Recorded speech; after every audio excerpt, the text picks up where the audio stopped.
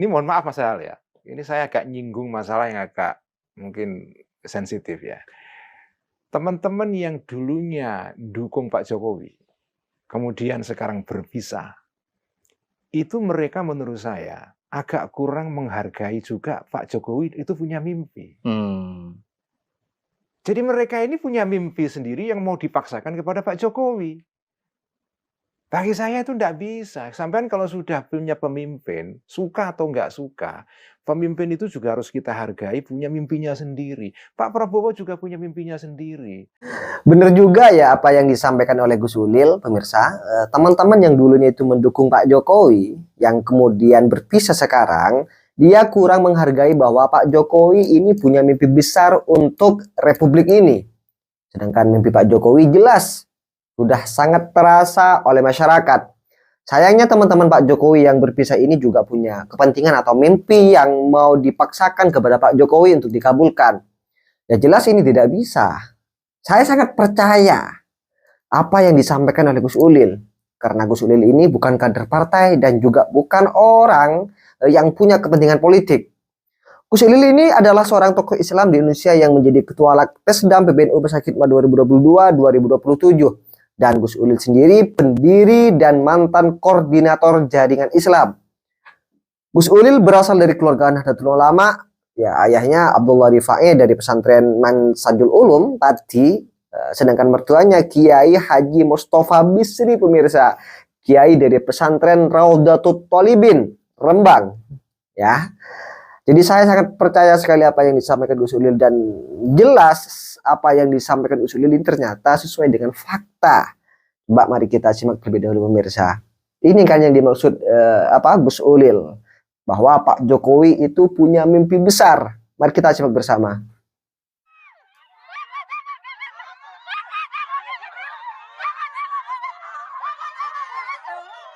Rasa bahagia karena selama ini saya cuma melihat lewat media, tapi belum pernah ketemu Bapak secara langsung. Sangat terharu sekali pemirsa. Tuhan memberkati. Terima kasih sudah berkunjung di kota kami, Kabupaten Sorong. Bapak! Betapa sayangnya loh masyarakat Papua kepada Pak Jokowi. Ya, Ya, dan tentunya sebaliknya betapa sayangnya Pak Jokowi kepada masyarakat Papua.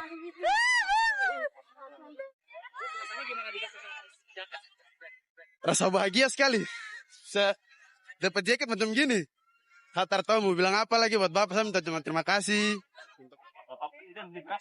Bapak, inilah yang disebut atau yang dikatakan oleh Pak Jokowi adalah kesetaraan. Ya, karena memang daerah Papua ini pemirsa adalah daerah yang memang sebelumnya itu jarang tersentuh sih oleh pemerintah pusat. 1 juta. Kasihan banget loh Papua. Presiden kasih. Ya Allah, betapa sayangnya sama Pak Jokowi. Why are you crying? I don't know. Sampai nangis gitu kan. I just know how the feeling, kayak mereka tuh sayang banget sama Pak Jokowi gitu loh. Dan saya, do you think it's genuine though? yes. Ya, ini original. Karena saya juga I would feel like that. Kalau ketemu Bapak saya juga pasti akan rasa hal yang sama. Karena emang kepemimpinan Bapak, kami di Papua tuh merasa diperhatikan banget kan. Banyak banget hal-hal yang dulu tidak pernah ada sekarang jadi ada. Jalan-jalanan yang dulu tidak pernah ada sekarang jadi ada. Jadi memang orang melihat banyak banget perubahan gitu. Itu nggak gimmick? No, sama sekali 100% tidak gimmick. Saya yakin 100% itu tidak gimmick. Bahkan saya pun meneteskan air mata karena saya tahu banget segitunya orang Papua sayang sama Pak Jokowi. Gantung Jokowi! Hei pendemo, masyarakat mana yang kau wakili? Masyarakat yang ini loh ya, yang sayang sama Pak Jokowi ini yang kamu wakili. Hah? Kasihan loh masyarakatnya sayang sama Pak Jokowi dan mahasiswanya dan juga para politisinya. Sangat benci sekali sama Pak Jokowi ini, kan gimana ini, gak nyambung loh. Katanya demi rakyat. Alhamdulillah bisa berfoto sama Bapak. Tapi Bapak kok videonya nggak jelas. Ya Allah. Yos, senang banget pokoknya. Anak saya, cucu saya ini tadi dipegang, yang menjadi Rakyatnya sangat sayang sama Pak Jokowi. Ini. Oke pemirsa, ini langsung saja kepada pembahasan Gus Ulil ya. Ini sangat menarik sekali untuk kita simak sebagai tambahan wawasan ya untuk kita. Kak, mungkin miss di dalam perkembangan politik sekarang ini. Ini mohon maaf Mas Al ya, ini saya agak nyinggung masalah yang agak mungkin sensitif ya. Teman-teman yang dulunya dukung Pak Jokowi, kemudian sekarang berpisah, itu mereka menurut saya agak kurang menghargai juga Pak Jokowi itu punya mimpi. Jadi mereka ini punya mimpi sendiri yang mau dipaksakan kepada Pak Jokowi. Bagi saya itu tidak bisa. Sampai kalau sudah punya pemimpin, suka atau nggak suka, pemimpin itu juga harus kita hargai, punya mimpinya sendiri. Pak Prabowo juga punya mimpinya sendiri. Jangan kemudian kalau dia mimpi nggak boleh loh. Gimana wong dia jadi presiden nyalon itu dia punya mimpi kok. Yang menggerakkan dia sampai 4 kali nyalon itu karena dia punya mimpi. Nah mimpinya kan harus kita hormati. Anda setuju nggak setuju monggo saja. Kalau sampai nggak setuju ya kritik saja. Nah tapi ini menurut saya agak kurang diperhatikan oleh publik kita ini. Kita itu juga harus tahu. Nah kita ini beruntung. Sejak SBY, Pak Jokowi sampai Prabowo. Jujur saja ini kalau mau kita jujur ya. Menurut saya kita punya presiden-presiden yang punya mimpi yang jelas. Menurut saya. Ini bukan presiden, gini loh, kalau kita mau analogikan dengan kepala daerah ya. Saya ini menyaksikan banyak sekali. Kepala daerah itu saya tuh kita nggak ngerti. Mereka mau maju kepala daerah itu apa? Gak ada mimpinya sama sekali. Pokoknya terpilih gitu saja. Nanti kalau dia sudah 2 periode, anaknya, istrinya, ponakannya gitu. Tapi nggak punya mimpi. Nah saya melihat baik Pak SBY maupun terutama Pak Jokowi ya, terutama. Pak Jokowi dan Pak Prabowo. Bagi saya mereka ini orang-orang yang punya mimpi. Kita hargailah mimpi mereka itu. Tapi gini Gus Ulil, soal Pak Jokowi nih ya kita melihat dalam lanskap yang inilah, yang untuk konteks kekinian ya sekarang.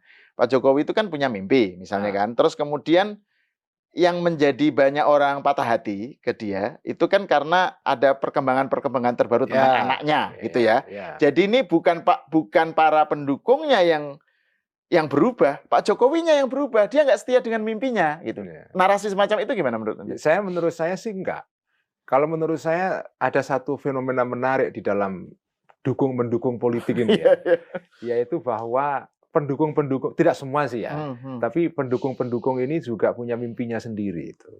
Dan ada kecenderungan pendukung-pendukung ini mau memaksakan mimpinya kepada para pemimpin itu. Kalau mereka tidak mau ikut, mereka ngambek gitu. Nah, bagi saya ya itu saya nggak setuju itu. Saya saya milih yang enggak lah. Kalau saya setuju saya kritik ya. Tapi saya nggak sampai kemudian patah arang atau apa ya. Jadi patah arang ya, bukan patah hati ya. Saya tadi menyebut patah hati. Salah itu. Ya kita kan dulu masih sering nyetrika pakai arang. Iya betul. Istilah patah arang itu menarik. Oke, terus nah saya mau mengaitkan yang kita bicarakan ini dengan, kan tadi saya bilang ada 2 hal yang ingin saya bicarakan dengan Gus Ulil ya, mumpung ketemu. Yang pertama tadi soal mazhab politik, bagaimana melihat politik Indonesia, bagaimana Gus Ulil melihat bahwa yang penting sekarang justru melihat multiple maslahat gitu ya, maslahat yang beragam, yang banyak. Jadi nggak hanya demokrasi, tapi juga yang lain juga harus pertimbangan. Nah, saya mau mengaitkan dengan pandangan Gus Ulil mengenai iktisodiyah. Iktisodiyah itu kan moderasi ya kalau nggak salah ya. Itu diambil dari kitab Al-Ghazali itu ya. Dan ini Gus Ulil kan juga mengkritik pandangan yang saklek gitu ya. Pandangan yang ideologis gitu ya. Yang ini mirip agama gitu. Dan menawarkan pandangan fikih yang lebih based on reality gitu ya. Yang ini akhir-akhir ini Mas Hal, mungkin sekitar 3 tahun terakhir atau 4 tahun terakhir ya. Semenjak punya pengajian Ihya Ulumuddin itu. Saya punya waktu banyak untuk mengamati dunia yang fana ini. Mengamati dunia. Nah, salah satu hal yang saya amati itu adalah perkembangan di Barat ya, terutama di Amerika. Di Amerika itu ada perkembangan yang saya tidak suka. Bukan soal Trump atau apa ya. Tapi kecenderungan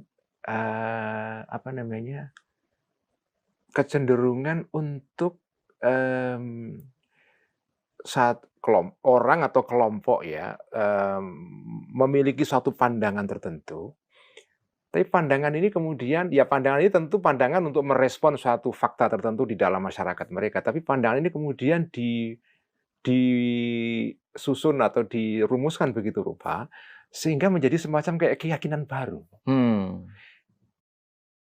Ini menurut saya, tapi ini gejala lain yang mungkin kalau mau dibicarakan terpisah ya. Jadi saya tuh sekarang melihat kecenderungan setelah, kan orang selama ini menganalisa perkembangan di Barat itu adalah pasca Perang Dingin, hancurnya komunisme, itu kemudian terjadi kekosongan gitu kan. Nggak ada ideologi lagi. Dia of ideology. Dia of ideology gitu kan.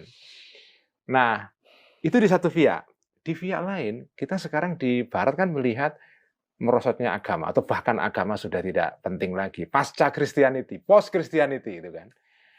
Nah, dua keadaan ini di Barat itu menciptakan semacam kekosongan pada dua level. Kekosongan pada level ideologi politik, kekosongan pada level ideologi keagamaan. Nah, kekosongan ini kemudian menarik banyak pihak untuk mengisinya. Makanya sekarang segala hal itu mau diideologikan. Misalnya sampai soal makan. Kamu makan daging atau tidak, ideologi. Kamu pakai bahan bakar fosil atau tidak, ideologi. Oke, mungkin saya rasa cukup pemirsa terkait dengan pembahasan kali ini atau konten kali ini ya, seperti apa komentar kalian, tulis di kolom komentar. Dan seperti biasa pemirsa, jangan lupa tekan tombol subscribe-nya biar kalian juga tidak ketinggalan informasi-informasi terbaru dari channel ini, dan salam demokrasi dan salam KRI.